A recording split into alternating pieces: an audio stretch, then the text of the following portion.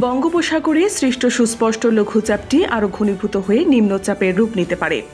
এর প্রভাবে আগামী ৪৮ ঘণ্টায় দেশের ৬ বিভাগে অতি ভারী বৃষ্টিপাত এবং কিছু এলাকায় ভূমিধস ও আকস্মিক বন্যার আশঙ্কা রয়েছে বলে জানিয়েছে বাংলাদেশ আবহাওয়া অধিদপ্তর।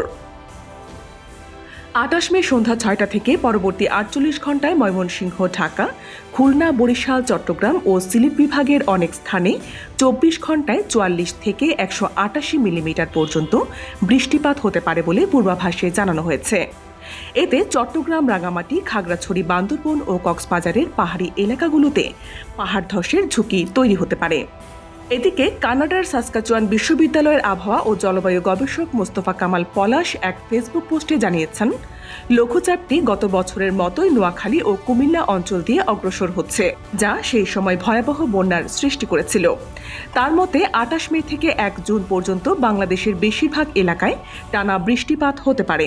ইউরোপীয় আবহাওয়া মডেলের তথ্য অনুযায়ী চট্টগ্রাম, সিলেট, ময়মনসিংহ, ঢাকা ও রংপুর বিভাগ ছাড়াও ভারতের ত্রিপুরা, আসাম ও মেঘালয়েও এর প্রভাব পড়তে পারে।